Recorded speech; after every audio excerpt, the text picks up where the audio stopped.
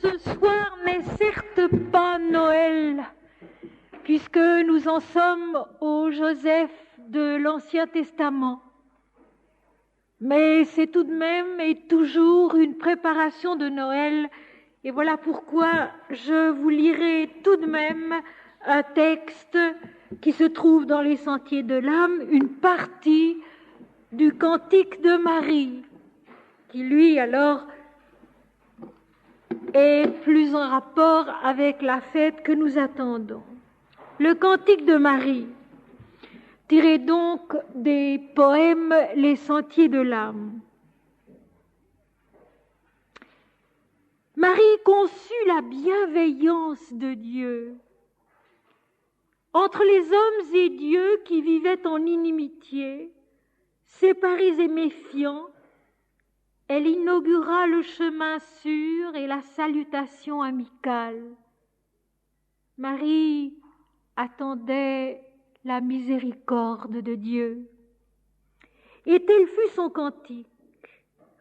Un fruit veut éclore à l'extrémité de la branche, un fruit qui n'aura rien à envier à la racine de l'arbre, car il est lui-même l'origine de toute une végétation.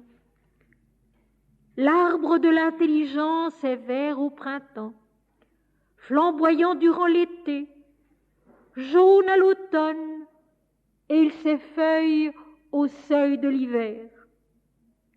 Mais l'arbre de la compassion n'a pas de saison. Il est semblable à l'olivier qui ne se flétrit pas. L'arbre de la compassion est vivace et il n'oublie personne.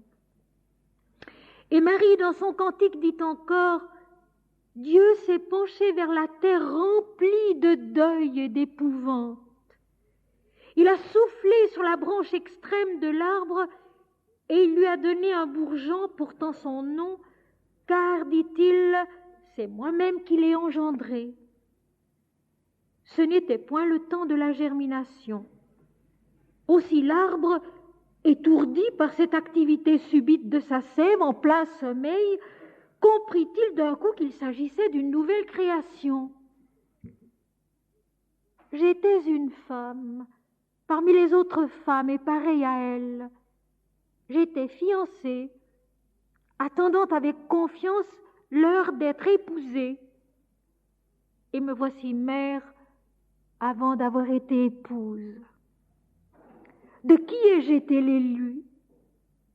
L'homme qui m'avait choisie pour être auprès de lui la ménagère attentive et douce, gardienne des lois ancestrales et gage de la postérité, m'attend encore dans le vœu chaste de son amour. Et maintenant que je suis mère avant le temps, il ne m'a point répudiée. Un ange l'a visitée et lui a révélé un secret pour nous. Dieu seul sait comment vont les choses ici-bas. Et me voici, moi, Marie, la plus humble parmi les servantes du Seigneur, la plus heureuse, la plus pauvre, royalement comblée. J'avais besoin de confier à quelqu'un le bonheur qui m'échoit.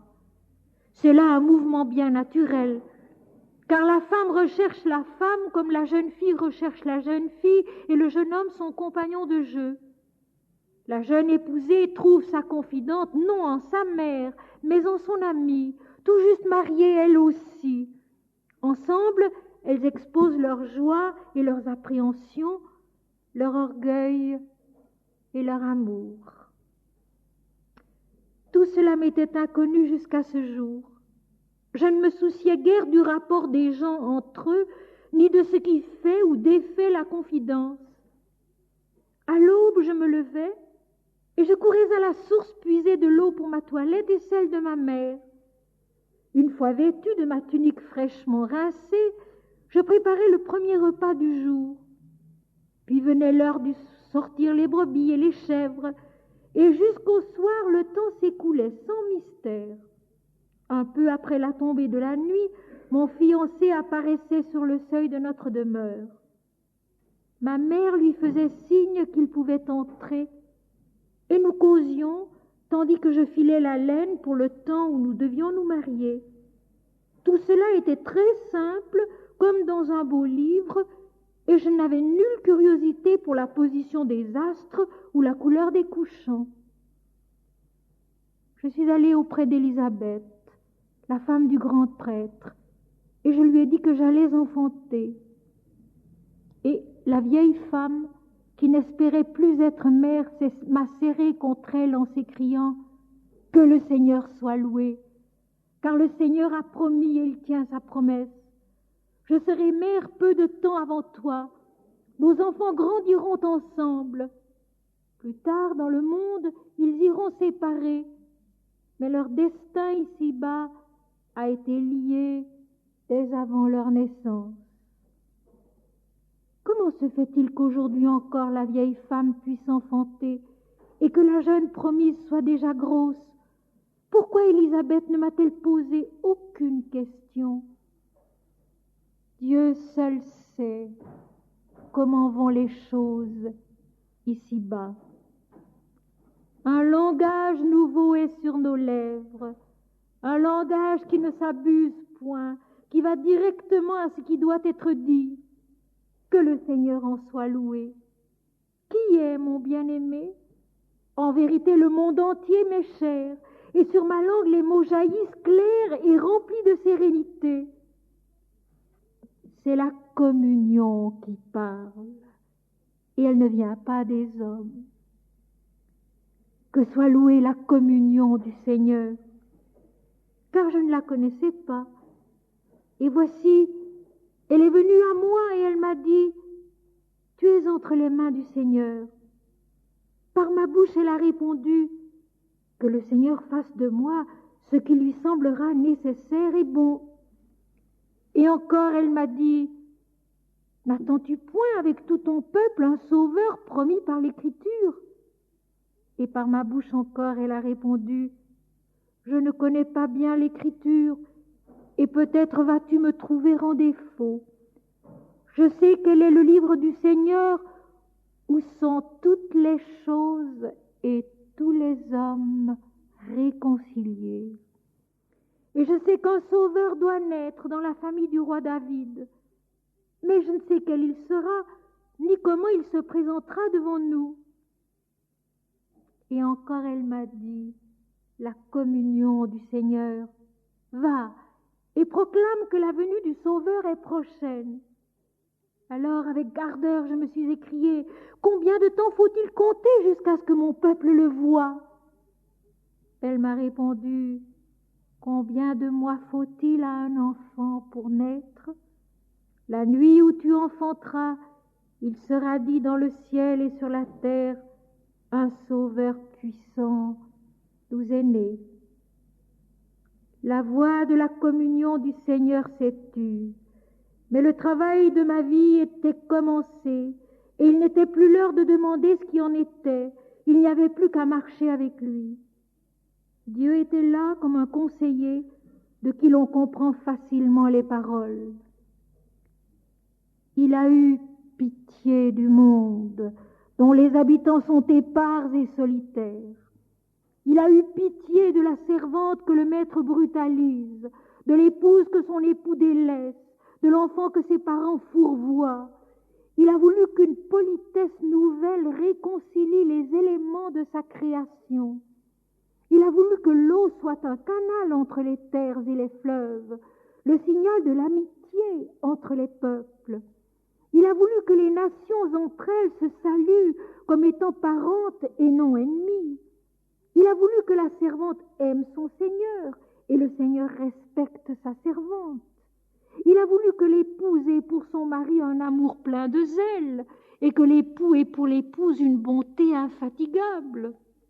Il a voulu que les enfants vivent conformément à l'Écriture parce que les pères avant eux en ont gardé la loi. Il a voulu que l'habitation soit le lieu de la rencontre aimable. Car la communion du Seigneur sera la plus forte. Les hommes ne pourront point la refuser toujours. Ils se lasseront de la refuser, la voyant diligente et modeste comme une jeune sœur qui ne se soucie point de l'arrogance de ses aînés, parce qu'elle sait qu'elle est venue au monde appelée par un grand amour. Ainsi parlait Marie, car elle possédait le sens de ce qui est net devant Dieu. Et dans son cantique, elle dit encore, « Il n'est pas de trop de toute ta sainteté, Seigneur. Il n'est pas de trop de toute ta vigilance et de toute ta ténacité. Car le langage de la division, depuis qu'il s'est répandu sur la terre et ramifié au long des âges, a détruit jusqu'au sens de la communion. Il n'est pas de trop de toute ta puissance, Seigneur, et de toute ta béatitude, au milieu de nos disputes et de nos procès. La réconciliation sera le signe de ton règne, mais elle n'est point encore venue. Il n'est pas de trop de toute ton étendue, Seigneur, pour contenir notre zèle à te contrefaire et à te rectifier pour te trouver ailleurs que tu n'es. Mais ta demeure est assez vaste et nous ne pouvons point sortir. Nous gémissons d'être les prisonniers de ta demeure. Comment donc gémirions-nous hors d'elle? Il n'est pas de trop de toute ta miséricorde, Seigneur, et de ta patience, toutes semées au cours des siècles comme les graines d'un blé qui attend son été. Il n'est pas de trop de toute ta fécondité, Seigneur, pour peupler ce que les hommes des peuples, pour fertiliser ce que les hommes ont rendu stérile. Quand tu as tout donné, Seigneur, tout enfanté 100 fois sur nos ruines, oh, quelle est douce et ineffable encore ta permission, ta grande permission de recommencer.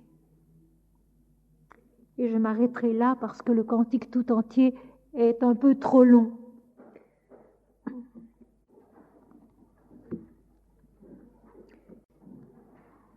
Nous avons donc laissé Joseph la dernière fois gouverneur de l'Égypte.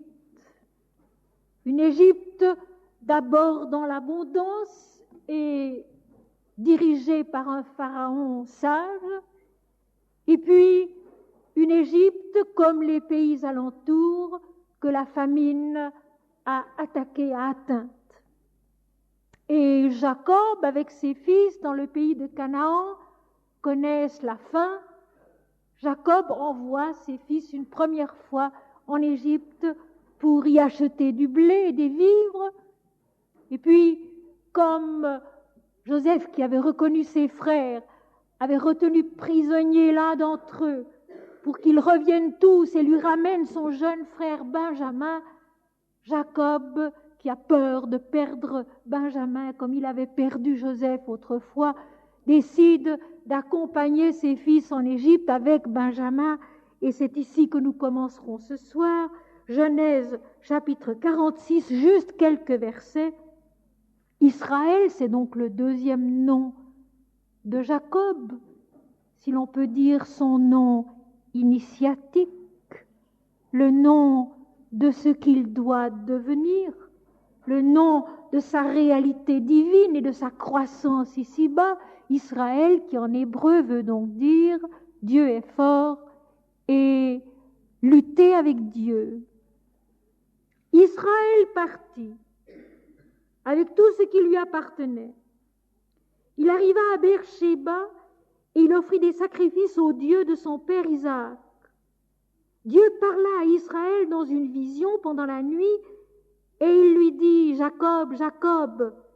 Israël répondit « Me voici ».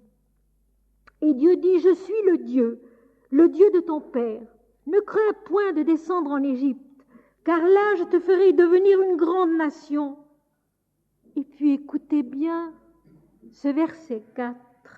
« Moi-même, dit l'Éternel, je descendrai avec toi en Égypte, et moi-même je t'en ferai remonter, et Joseph te fermera les yeux. » Donc, le vieux Jacob, avec toute sa famille, part pour éviter de mourir de faim dans le pays de Canaan, qui est pourtant le pays de la promesse, le pays où il est revenu après avoir été longtemps chez son oncle Laban, ce pays qu'il doit quitter une nouvelle fois pour s'en aller vers l'inconnu, vers l'Égypte, qui deviendra le pays de la multiplication de sa famille, qui deviendra donc un grand peuple, mais aussi le pays de la servitude sous la domination des étrangers.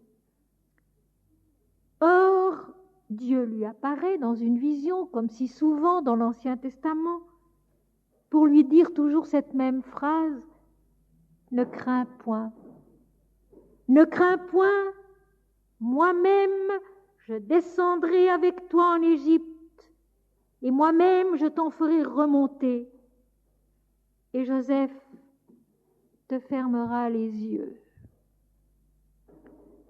Ce qu'il faut bien comprendre dans ce simple verset, c'est ceci. Depuis le commencement du récit de Joseph, nous l'avons vu,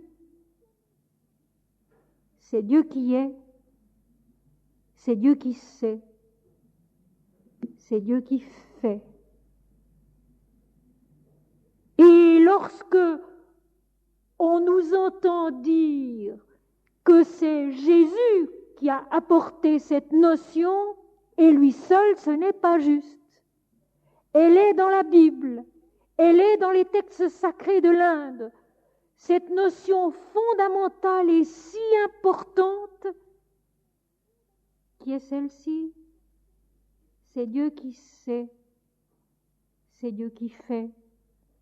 Il accompagne Jacob jusque chez Laban. Il ramène Jacob à Canaan. Il emmène Joseph en Égypte. Il accompagne maintenant Jacob et tout ce qu'il possède et toute sa famille en Égypte aussi pour échapper à la mort par la famine. Et c'est en Égypte que la famille de Jacob deviendra vraiment le peuple d'Israël. Établira dans le monde ses assises sur les trois plans inférieurs de la vie, le concret,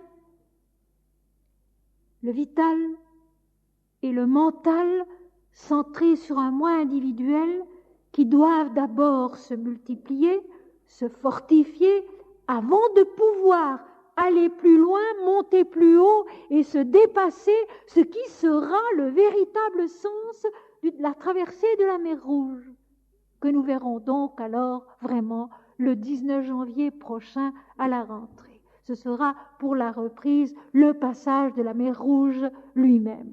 Jusqu'à présent, nous en avons préparé la compréhension. Moi-même, je descendrai avec toi en Égypte.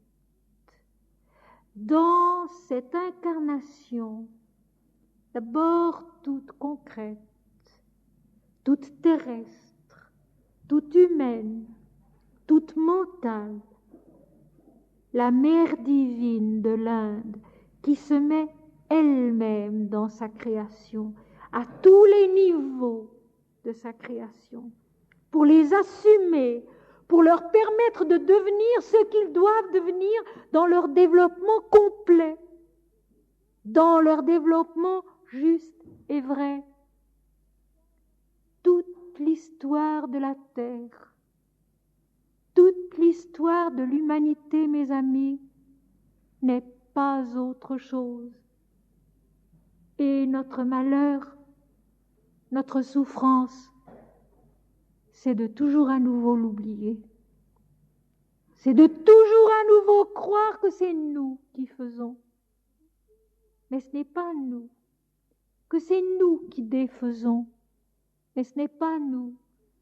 De toujours interpréter du côté de l'humain ce qui n'est pas autre chose que la révélation de Dieu en l'homme.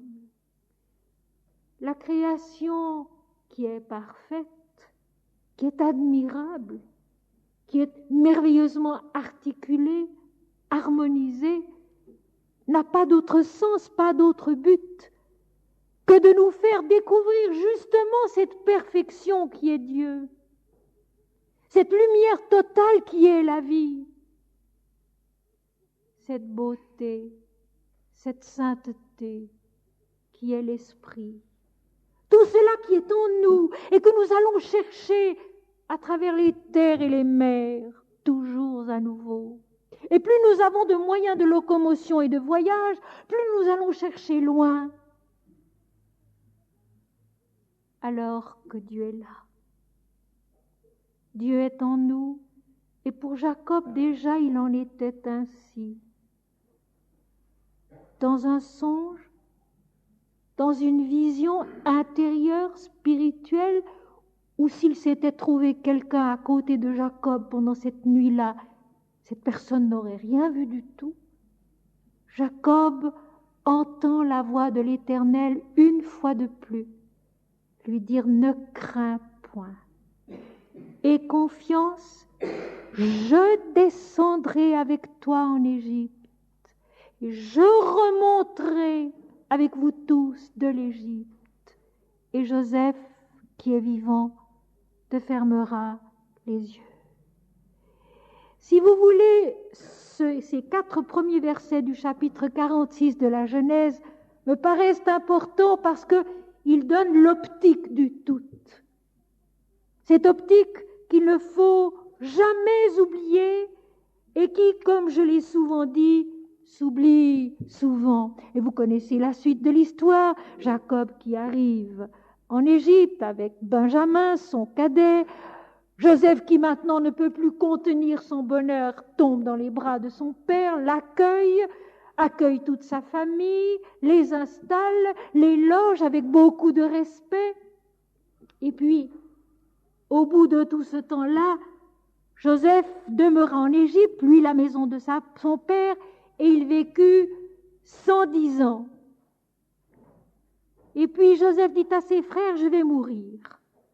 Mon Dieu vous visitera et il vous fera remonter de ce pays-ci dans le pays qu'il a juré de donner à Abraham, à Isaac et à Jacob. Joseph fit jurer les fils d'Israël en disant, Dieu vous visitera et vous ferez remonter mes eaux loin d'ici. Joseph mourut âgé de 110 ans, on l'embauma et on le mit dans un cercueil en Égypte. Et ce sont les dernières phrases du livre de la Genèse. Ensuite, ce sera le livre de l'Exode. Joseph assure la prospérité de sa famille. Mais à cause de l'intervention constante de l'Éternel dans sa vie, il a été ce chaînon impersonnel qui permettra à la famille de Jacob de devenir ce grand peuple de plus de 600 000 hommes lorsque Israël quittera le pays d'Égypte plus de 4 siècles plus tard. Joseph a accompli sa tâche. Ce Joseph qui était le préféré, une sorte d'élu divin dans le cœur de ses parents déjà. Et puis, cet élément tellement impersonnel de l'œuvre de l'Éternel ici-bas. Ce Joseph qui ne s'est jamais plaint, quoi qu'il arrive, qui a fait ce qu'il devait, qui a subi ce qu'il devait subir. Ce Joseph arrive à l'âge de 110 ans et là, il fait promettre aux siens de ramener ses eaux de l'Égypte au pays de Canaan quand le moment sera venu. Il faut toujours beaucoup de temps à la vie de l'esprit pour se développer vraiment et totalement.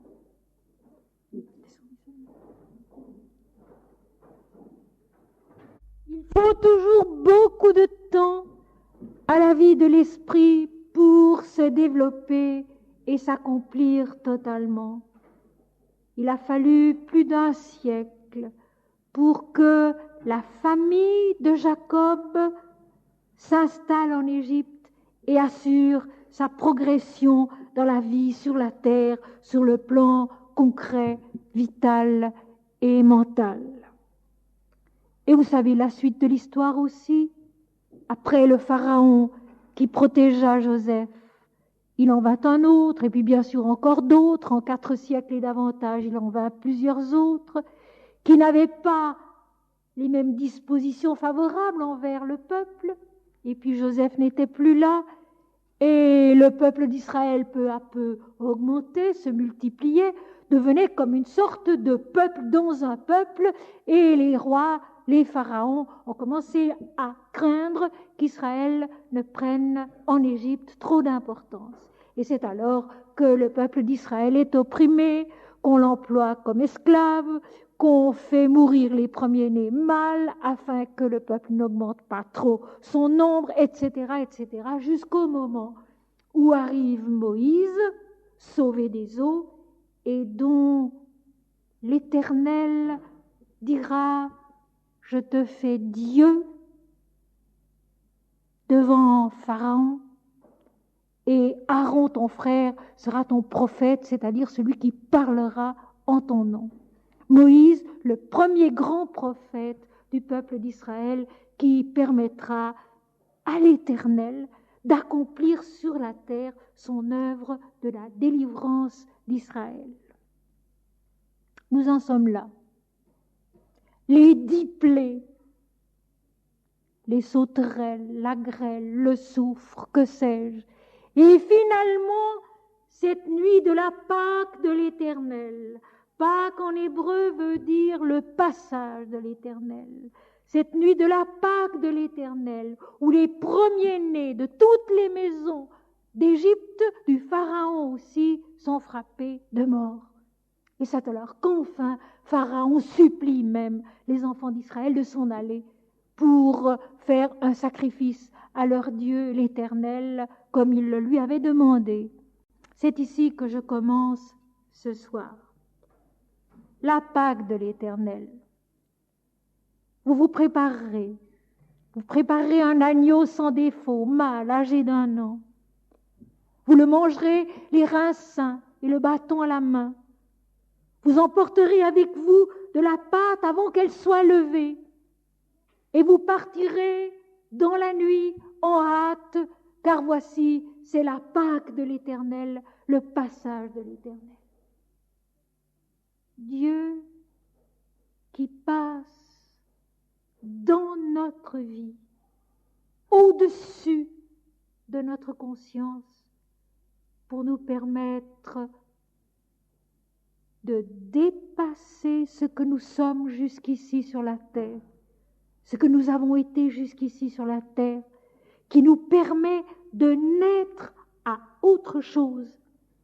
Et cette naissance-là nécessite toujours un sacrifice qui est généralement dans la Bible un sacrifice sanglant.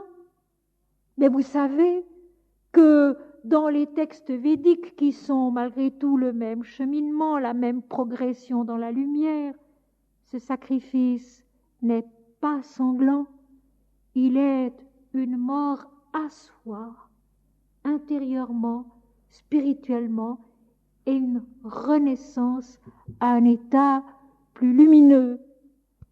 Dans une certaine mesure, on pourrait penser ici à la déesse Kali, cette déesse Kali qu'on représente en général avec un corps et un visage de couleur noire, qui a fait penser aux Occidentaux qu'elle était la déesse de l'enfer hindou, alors que les hindous n'ont pas d'enfer.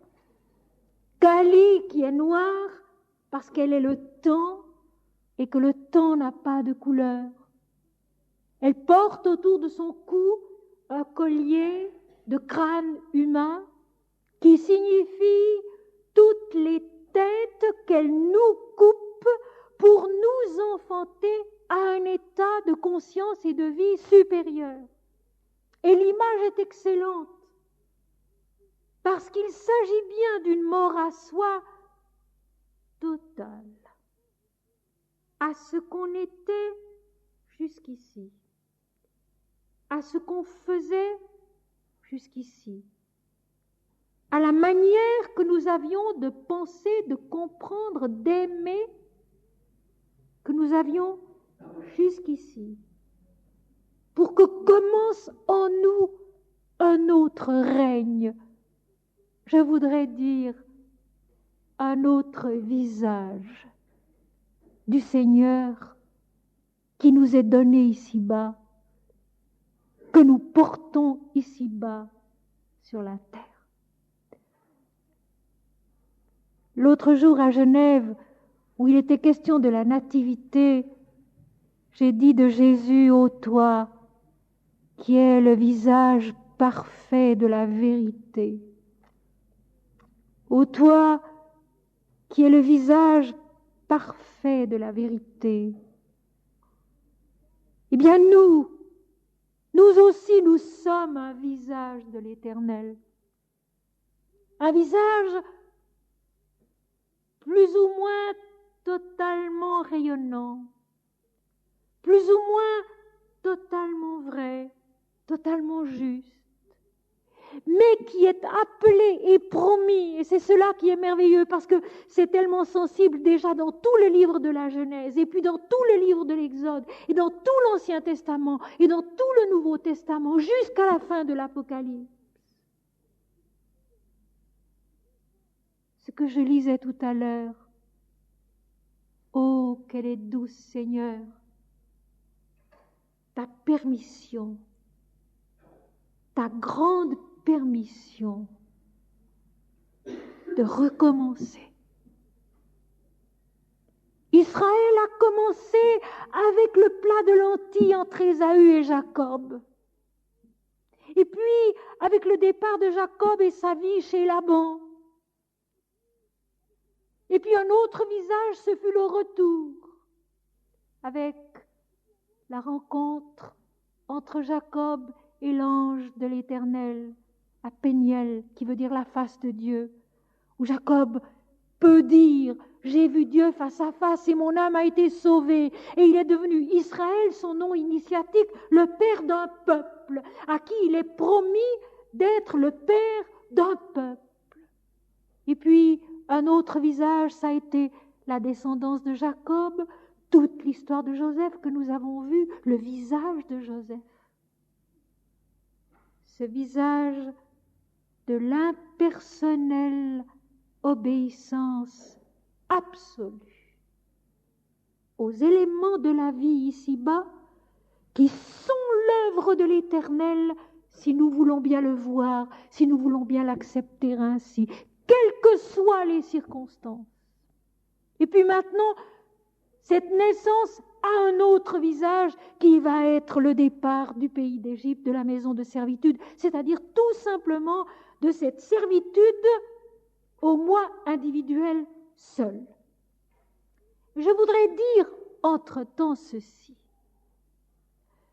Si le corps a besoin de se fortifier et de s'affirmer sur la terre, d'être en santé, d'être capable de réaliser son œuvre, qui est aussi de révéler Dieu sur la terre. Si la vie de l'homme dans le monde est indispensable pour que soit un jour la prière, la méditation, l'illumination, la transfiguration par l'esprit, le corps, la vie dans le monde sont nécessaires à cela. Le développement du moi individuel est nécessaire aussi. Et c'est une chose qu'on oublie. Le développement du moi individuel est nécessaire aussi. Son développement dans la santé de l'intelligence et de l'amour, dans la santé de la compréhension religieuse, spirituelle. Sa seule erreur, c'est de s'attacher à soi, de faire de soi le centre du monde et le centre de nos pensées, le centre de nos inquiétudes. Le moi individuel doit lui aussi devenir fort. Et c'est ce qu'Israël, en devenant un grand peuple de 600 000 hommes, sans compter les enfants, dit le texte, est devenu. Il est devenu un corps fort. Il est devenu une vie multiple et puissante. Il est devenu une individualité qui adore l'Éternel dans un pays qui connaît d'autres dieux. Il est donc prêt, enfin, pour ce nouveau départ, vers ce nouveau visage que l'Éternel attend de lui et accomplira en lui par la sortie de l'Égypte, par le long détour au travers du désert, et puis par tous les siècles qu'il faudra encore dans le pays de Canaan pour que naisse Jésus, la révélation de Dieu en l'homme, le visage parfait de la vérité. Sentez-vous comme ainsi la Bible tout entière ne fait qu'un seul et même texte, un seul et même devenir, le nôtre, celui de chacun et de tous, de même que les Védas, de même que les Upanishads, de même que le Mahabharata, de même que tous les autres vrais textes sacrés que le monde possède. Il est cette œuvre totale de l'Éternel sur la terre, qui est toujours une mort à soi sur un plan inférieur pour une naissance à soi sur un plan supérieur. Et n'est-ce pas merveilleux de nous dire que notre destin, c'est de progresser? La vie, mes amis, n'est la vie que quand il y a croissance. Pas quand il y a paresse, stagnation, et pas non plus quand il y a décroissance. La vie n'est la vie que quand il y a croissance. Et toute l'histoire d'Isaac, d'Abraham, d'Isaac, de Jacob, de ses enfants, de Joseph, etc., jusqu'au grand peuple qui va maintenant quitter l'Égypte, ce n'est pas autre chose qu'une croissance. Mais une croissance pas à pas. Nous sommes tellement impatients. Nous aimerions grimper sur une échelle et sauter au moins 6 échelons à la fois. Que se passe-t-il? Régulièrement, nous tombons. Parce qu'on ne peut pas grimper sur une échelle et sauter 6 échelons à la fois. Essayez. On ne peut que tomber. Et chaque fois qu'on retombe, on se fait plus de mal. Pas à pas. Et j'admire ces siècles de l'Ancien Testament et du Nouveau Testament. Et j'admire cette patience, cette lenteur, ce cheminement de Dieu en l'homme qui le fait enfin dans la transfiguration finale, vraiment à son image, ô toi qui es le visage parfait de la vérité. Je vous lis rapidement dans l'Exode chapitre 12, les enfants d'Israël partirent de Ramsès pour Sukkot au nombre d'environ 600 000 de pieds sans les enfants. Ils firent des gâteaux cuits sans levain avec la pâte qu'ils avaient emportée d'Égypte et qui n'était pas levée, car ils avaient été chassés d'Égypte sans pouvoir tarder et sans prendre des provisions avec eux. Le séjour des enfants d'Israël en Égypte fut de 430 ans. Et au bout de 430 ans, le jour même, toutes les armées de l'Éternel sortirent du pays d'Égypte. Cette nuit sera célébrée en l'honneur de l'Éternel, parce qu'il les fit sortir du pays d'Égypte. Cette nuit sera célébrée en l'honneur de l'Éternel par tous les enfants d'Israël et par leurs descendants. Toutes les armées de l'Éternel sortirent du pays d'Égypte. Rien dans les chapitres précédents ne nous avait laissé entendre qu'Israël fût une armée. Ils étaient des esclaves. Ils devaient fournir des briques au Pharaon. Mais rien jamais ne nous a dit qu'ils étaient une armée. Or voici qu'au moment où ils quittent l'Égypte, il est dit « Toutes les armées de l'Éternel sortirent du pays d'Égypte. » Un combat. À la fin du premier chapitre de la Genèse, il est déjà parlé des armées de l'Éternel qui remplissent le ciel et la terre, les armées. Un combat. La vie est un combat avec Dieu où Dieu est victorieux. Un combat non pas pour la mort, mais un combat pour la vie. Un combat pour cette victoire dont parlera tellement l'Apocalypse, la révélation de Dieu en l'homme.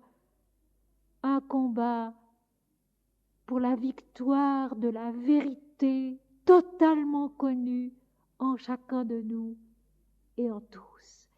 C'est donc non pas un peuple d'esclaves qui quitte l'Égypte, alors que pourtant Israël était un peuple d'esclaves en Égypte, mais c'est une armée de l'Éternel.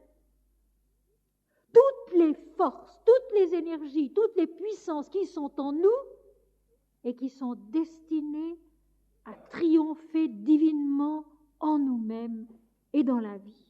Et voici maintenant le chapitre 13 que j'espère pouvoir traiter entièrement ce soir. L'Éternel parla à Moïse et dit « Consacre-moi tout premier-né parmi les enfants d'Israël, tant des hommes que des animaux, il m'appartient. » Moïse dit au peuple « Souvenez-vous de ce jour où vous êtes sortis d'Égypte, de la maison de servitude, car c'est par sa main puissante que l'Éternel vous en a fait sortir. On ne mangera point de pain levé. » Et plus tard, dans le même chapitre, il est dit « Tu rachèteras avec un agneau tout premier-né de l'âne. Et si tu ne le rachètes pas, tu lui briseras la nuque. Tu rachèteras aussi tout premier-né de l'homme parmi tes fils. » Il faut nous arrêter un moment à ce sacrifice de tout premier-né. Ici encore, bien sûr, le sens concret existe, mais le sens concret doit être également bien compris. Jésus aussi sera un premier-né, le fils premier-né de Marie. Il est même davantage que cela, puisque l'apôtre Paul dira de lui dans l'épître aux Colossiens, il est le premier-né de toute la création. Ce premier-né qui est l'élu, qui appartient à l'Éternel et qui doit être offert, rendu à l'Éternel. Alors je vous le demande, c'est l'Éternel qui parle. C'est Dieu qui instruit son peuple. C'est l'esprit d'amour qui instruit tous les hommes de la terre, nous autant que les autres. Que signifie ce sacrifice du premier-né? Et c'est là, mes amis, qu'incontestablement, l'Inde, avec sa compréhension toute spirituelle des choses et des textes, vient à notre secours. Et je pense au chapitre 3 de la Bhagavad Gita, qui est le chant du bienheureux Seigneur Krishna.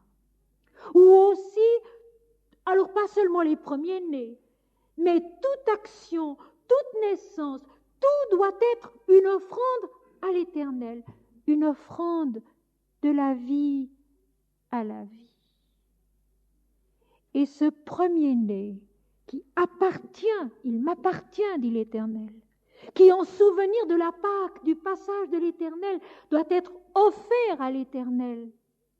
Qu'est-ce que cela signifie d'autre que ceci? Tout commencement ici-bas sur la terre en nous-mêmes doit être consacré à sa fin, qui est l'éternité, qui est l'infini, qui est la toute lumière de l'esprit. Tout commencement, toute naissance de quelque chose, à quelque chose, concrètement, intérieurement, artistiquement, scientifiquement, spirituellement, religieusement, tout commencement doit être offert à sa fin.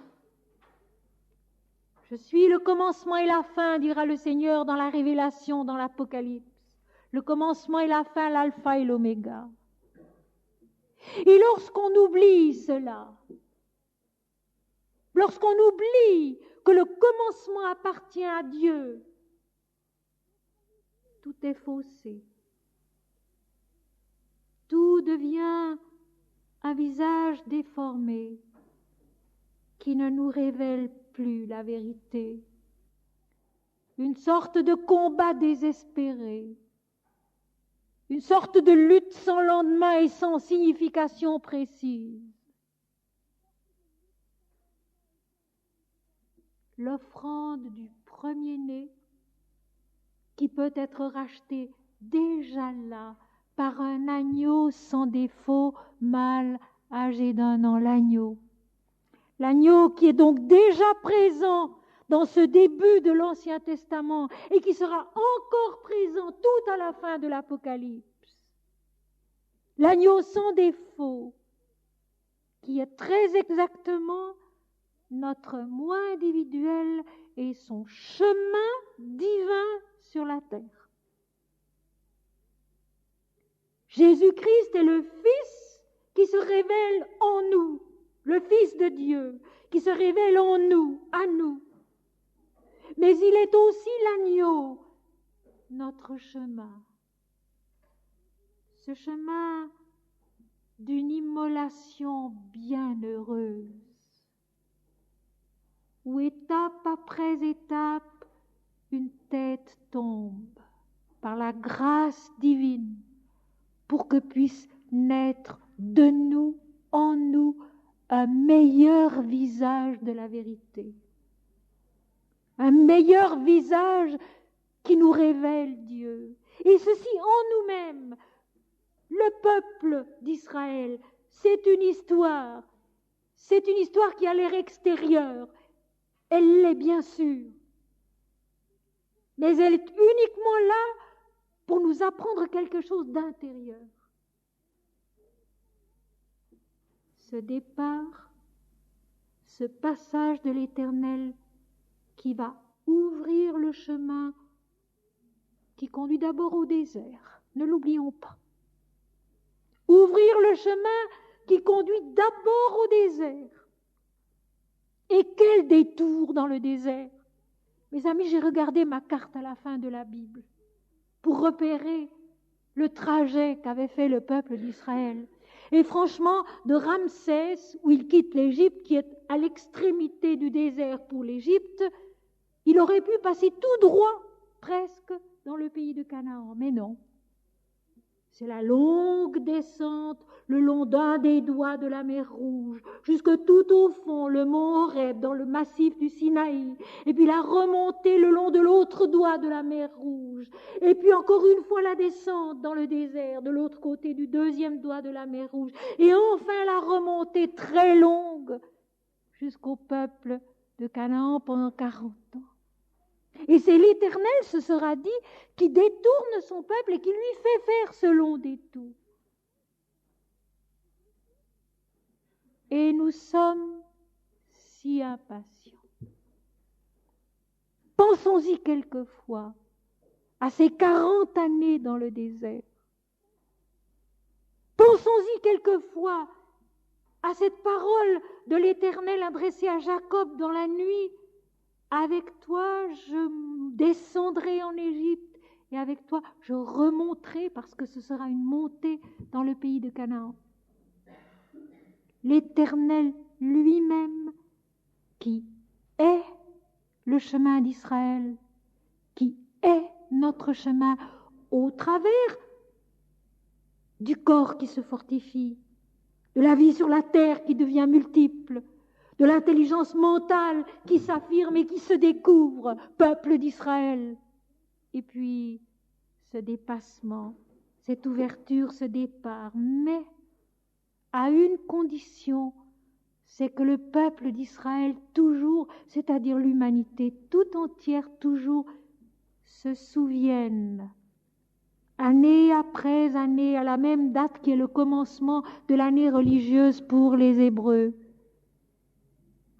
de ce sacrifice de l'agneau, de ce départ dans la nuit et des pains sans levain. Vous mangerez des pains sans levain et vous m'offrirez tout premier-né. Et vous rachèterez tout premier-né de l'homme ou de l'âne, l'âne qui sera si important dans la vie de Jésus, de l'homme ou de l'âne par un agneau. L'offrande de tout commencement. Vous savez, ceux qui m'écoutaient depuis 12 ans, vous savez que dans l'Inde, on ne se met pas en voyage. On ne commence pas une journée. On ne prépare pas un repas. On ne bâtit pas un temple. On ne fait pas une statue. On n'ensemence pas un champ sans invoquer d'abord le dieu Ganesha. Om Shri Ganapataye Nama. Om Shri Ganapataye Nama. En sachant que c'est lui, le Seigneur, qui garde nos énergies spirituelles, qui donc nous permettra de vaincre, qui met les difficultés, les obstacles devant nous et qui nous aide à les surmonter. Offrir le commencement. Le sacrifice des premiers-nés, mes amis, c'est cela. Le sacrifice des premiers-nés, c'est toujours offrir le commencement. Le commencement d'un travail, le commencement d'un effort, le commencement d'une réparation, humaine ou concrète.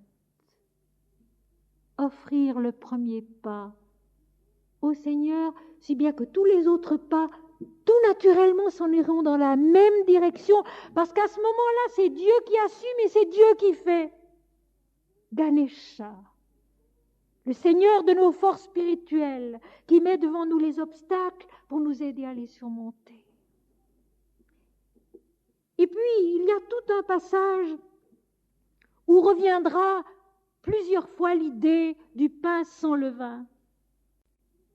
Vous sortez aujourd'hui dans le mois des épis, ce sera le premier mois de l'année religieuse. Quand l'Éternel t'aura fait entrer dans le pays des Cananéens, qu'il a juré à tes pères de te donner, pays où coule le lait et le miel, tu rendras ce culte à l'Éternel dans ce même mois. Ce pays de Canaan où coule le lait et le miel, l'abondance spirituelle, la richesse de la vérité, inépuisable en nous. C'est cela le pays de Canaan, où naît Jésus. Ce pays de Canaan où Dieu est révélé en l'homme, c'est en nous-mêmes. Ce n'est pas un lieu géographique, de même que Noël n'est pas un fait historique. Il est une vérité absolue de la vie, de l'existence, de la révélation, qui n'a pas lieu une fois dans le temps, mais toujours et à chaque instant, si nous le voulons bien. Pendant 6 jours, tu mangeras des pains sans levain, et le 7e jour, il y aura une fête en l'honneur de l'Éternel. On mangera des pains sans levain pendant 6 jours. On ne verra point chez toi de pain levé, et l'on ne verra point chez toi de levain dans toute l'étendue du pays. Quelle importance donnée à ces pains sans levain et à cette absence de levain dans toute l'étendue du pays. Cela peut paraître excessif.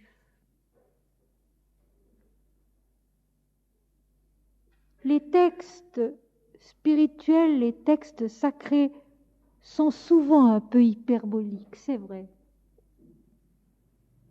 Nous l'avons vu à Genève l'autre jour, ce recensement de toute la terre. Or, toute la terre à l'époque, ce n'était ni l'Amérique, ni la Russie, ni l'Europe. C'était un tout petit tour de pays autour de la Méditerranée, et encore. Mais toute la terre, toujours tout. Il s'agit de l'authenticité d'une autre plénitude. La totalité de l'homme, sans réserve. La totalité de notre cœur, sans réserve. La totalité de notre âme, sans réserve. La totalité de notre intelligence, sans réserve. La totalité, si possible, de notre vie, peu à peu, sans réserve. Pas de levain, pas de pain levé, pain sans levain dans toute l'étendue du pays. La fin de la prépondérance matérielle. Le pain qui ne lève pas. Le pain qui a juste ce qu'il faut pour être une nourriture permettant au corps de vivre, mais qui n'acquiert pas d'importance par lui-même. Ce pain sans levain, c'est la fin d'un règne. La fin d'un règne qui recommence toujours. Et voilà pourquoi chaque année, il faut recommencer à célébrer la fête, le culte en l'honneur de l'Éternel, en mangeant des pains sans levain et en offrant les premiers-nés. Se souvenir de ce commencement qui appartient à Dieu. De cette nourriture qui n'a plus d'importance terrestre, mais une importance divine. Et c'est ça le sens des pains sans levain. Cette nourriture qui a une importance divine.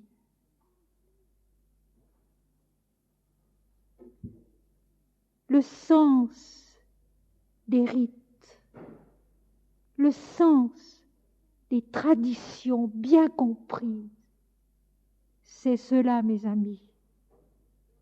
Ce n'est pas quelque chose de figé, de fixer pour toujours dans une forme et une habitude auxquelles on n'ose plus toucher.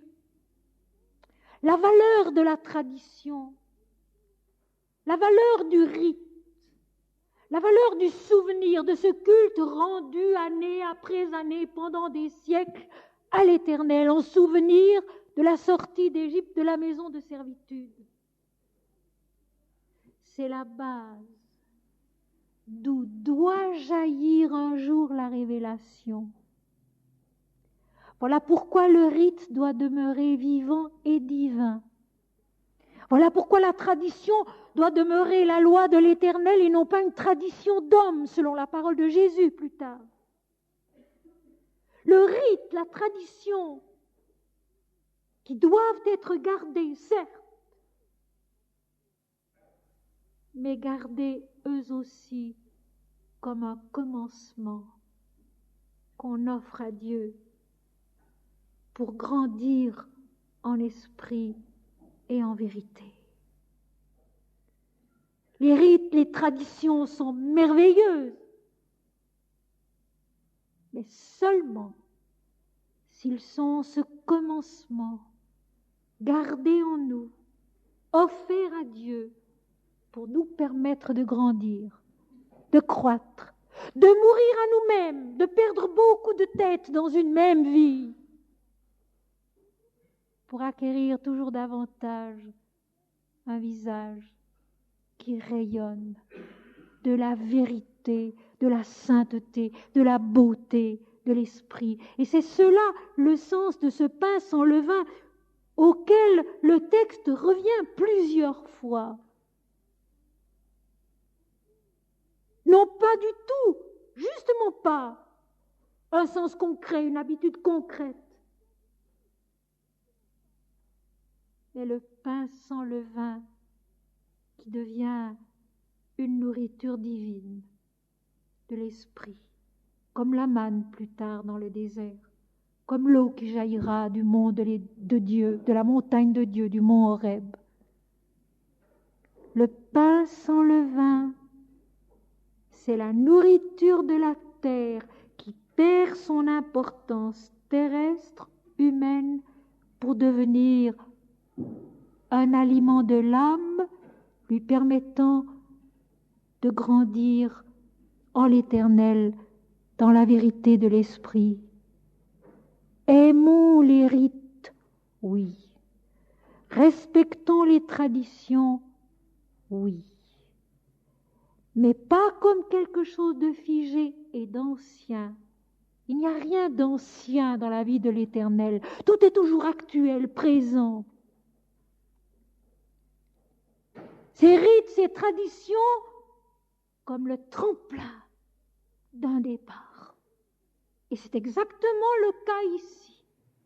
Les pains sans levain sont le tremplin d'un départ, sont la nourriture d'une libération. C'est ainsi qu'il faut les comprendre. Tu diras alors à ton fils, c'est en mémoire de ce que l'Éternel a fait pour moi lorsque je suis sorti d'Égypte pour aller dans ce pays de la promesse, dans ce pays de Canaan, où un jour naîtra la révélation de Dieu en l'homme, Jésus-Christ. Et puis maintenant, écoutez bien.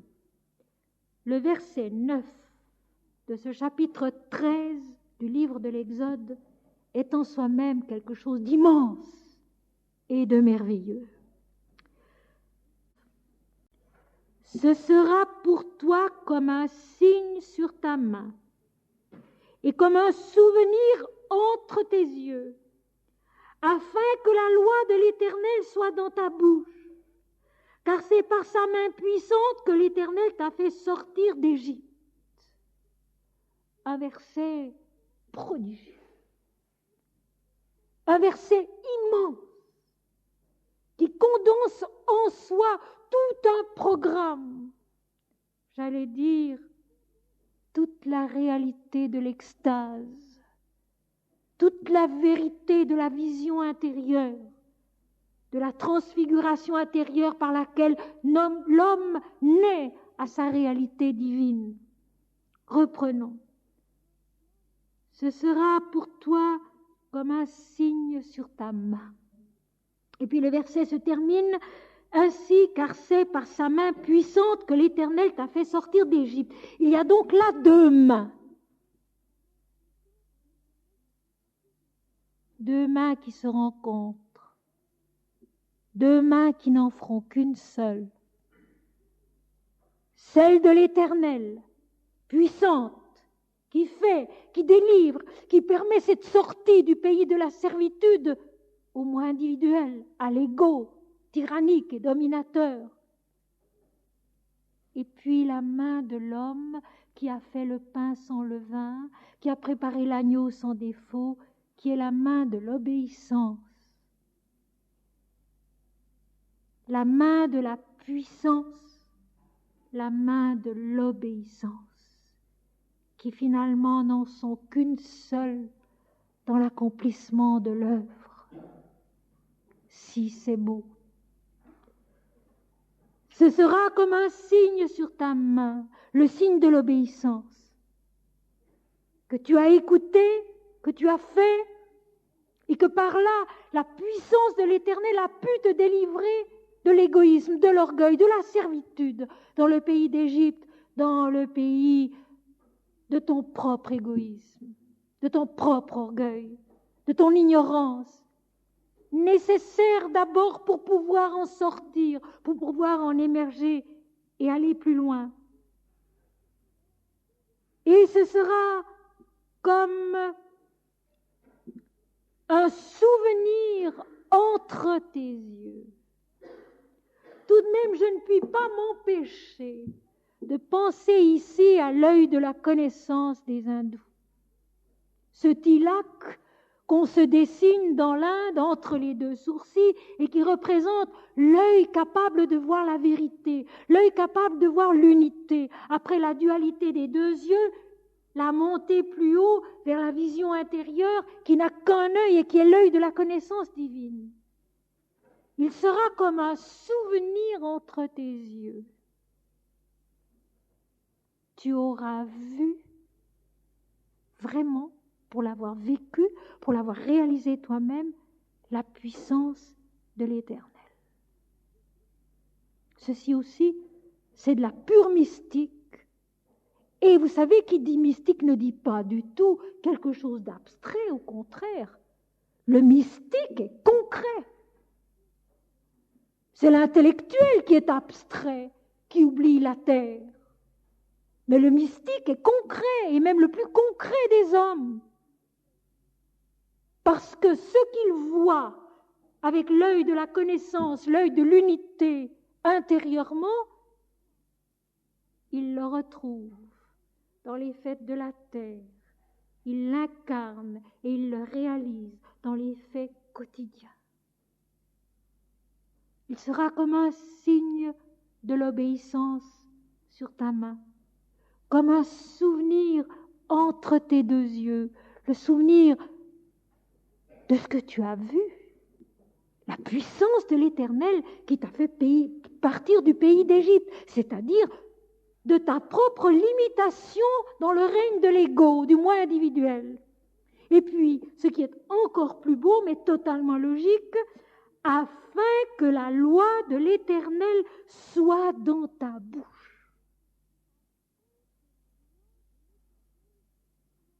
Afin que ton langage soit celui de la vérité.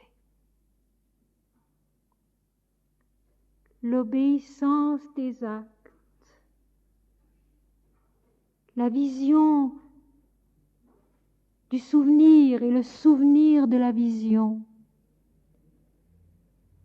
et dans la bouche la loi de l'Éternel, c'est-à-dire la vérité et non pas le mensonge, ce seul mensonge de l'homme, parce qu'il n'y en a qu'un seul, ce seul mensonge de l'homme qui dit c'est moi qui fais.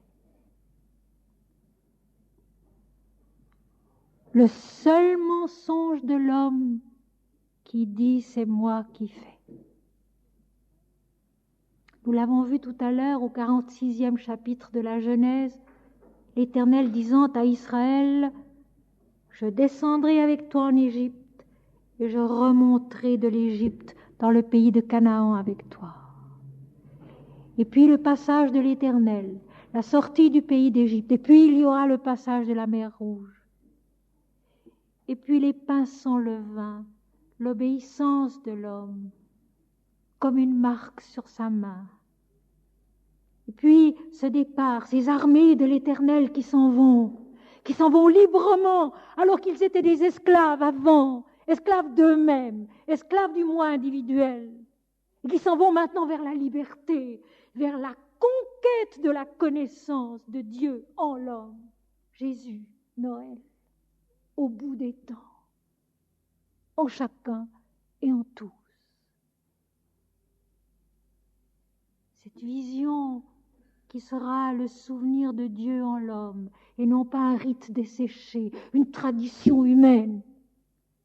Mais il faut tâcher de redonner vie à ces choses, à ces fêtes, à ces idées, afin que la loi de l'Éternel soit dans ta bouche, afin que ton langage soit vrai. Et le seul langage vrai, c'est de dire, Seigneur, non pas moi, mais toi. C'est toi qui es, c'est toi qui sais, c'est toi qui fais. Aide-moi seulement à rester ton docile instrument, cette main qui obéit et qui porte le signe de l'obéissance. Ce front marqué de ton passage, la Pâque. Cette bouche qui ne peut que dire cela, que les yeux ont vu, que la main a fait, et qui est la vérité de Dieu en l'homme.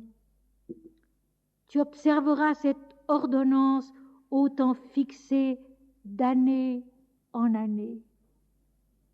le respect du rite. Je pense à Mananda Maimai, qui respectait tellement les rites aussi, qui respectait tellement les traditions religieuses, parce qu'elle savait, elle aussi, que de ces rites bien compris, bien gardés en soi, jaillit un jour la révélation, comme de la Pâque juive, naîtra un jour la Pâque de Jésus, la résurrection de Dieu en l'homme. Souvenons-nous-en. Lorsque Pharaon laissa aller le peuple, Dieu ne le conduisit point par le chemin du pays des Philistins, quoique le plus proche. Car il y avait la guerre là, et Dieu dit, le peuple pourrait se repentir en voyant la guerre et retourner en Égypte. Mais Dieu fit faire au peuple un détour, par le chemin du désert vers la mer Rouge. Les enfants d'Israël montèrent en armes hors du pays d'Égypte. Monter en armes avec l'aide de l'Éternel, sur l'ordre de l'Éternel, hors de l'égoïsme et de l'orgueil, hors de la servitude au moins individuelle, hors de l'ignorance et du mensonge dans les dualités. Monter. Ils sont descendus vers l'Égypte, dans l'incarnation, sur ces 3 plans inférieurs qu'il fallait fortifier d'abord. Et maintenant aussi avec l'Éternel, ce peuple qui est nous-mêmes remonte vers le pays de la révélation en armes, hors de l'ego. Mes amis, c'est notre programme. Mes amis, c'est notre travail. C'est notre départ aussi. Quand c'est la Pâque de l'Éternel sur nous, quand Dieu passe sur nous et nous appelle, et nous dit va, et nous dit viens, finalement une Jeanne d'Arc qui entendait ses voix lui dire fille d'Ève, va, c'était la même chose. Sors de ton petit pays de Don Rémy et va vers la tâche que je te montrerai et qui n'était certes pas la tâche d'une jeune fille de 17 ans, car elle avait 17 ans. Et elle est morte avant l'âge de 19 ans.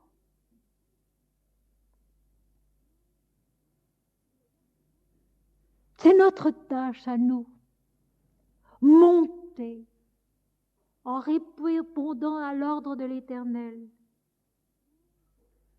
hors de nos limites égoïstes, vers ce dépassement, vers cette naissance toujours renouvelée, toujours plus haute, toujours plus belle, toujours plus vraie, jusqu'à ce visage qui est Christ en nous, l'image de Dieu en l'homme. Dieu créa l'homme à son image, il le créa à l'image de Dieu. Genèse 1, verset 27. Le chemin de la descente, le chemin de la remontée. Et là, Israël remonte.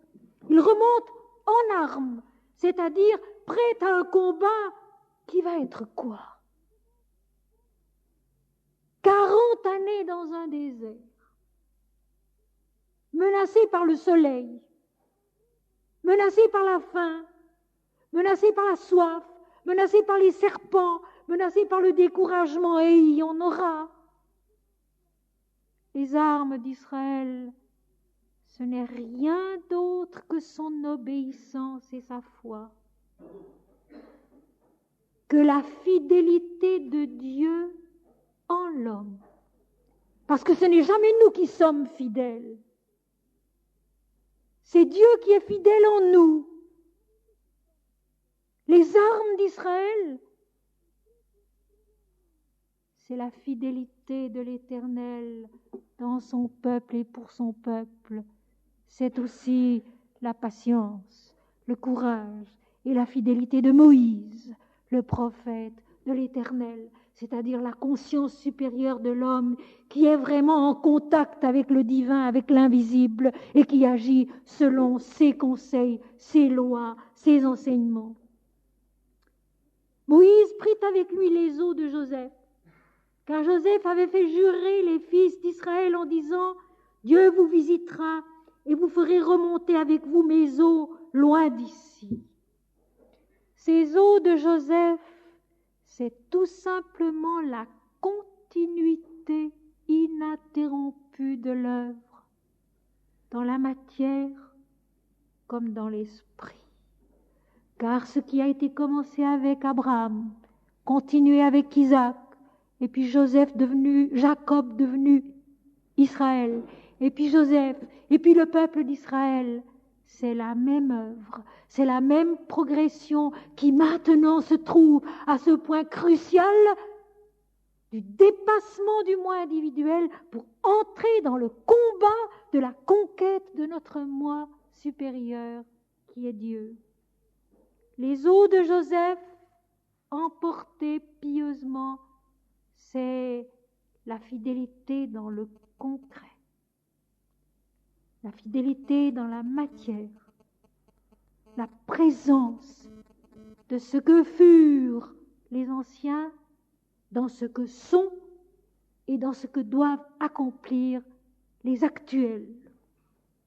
Ils partirent de Sukkot et ils campèrent à Étam, à l'extrémité du désert. L'extrémité donc pour l'Égypte, mais pour eux c'est le commencement du désert.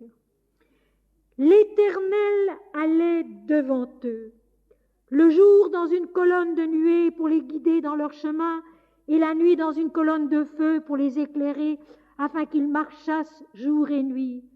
La colonne de nuée ne se retirait point de devant le peuple pendant le jour, ni la colonne de feu pendant la nuit.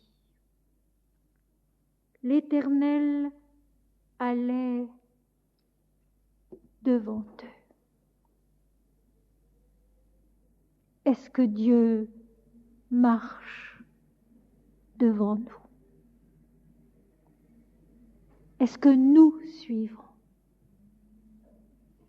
La colonne de nuée pendant le jour, c'est-à-dire cette lumière de l'esprit qui nous habite, qui nous anime, qui nous instruit et qui nous guide quand nous y sommes attentifs. Lorsqu'au matin, notre première pensée est Dieu. Ce n'est pas moi qui vais vivre cette journée, c'est toi, Seigneur. Sois dans ma journée cette colonne de nuée. La nuée dans la Bible, c'est toujours la présence de l'Esprit. La nuée, cette lumière qui est mais qu'on ne voit pas. Présence intérieure, présence invisible avec les yeux de la chair, mais présence qui est une force qui va devant. Non pas moi, Seigneur, mais toi.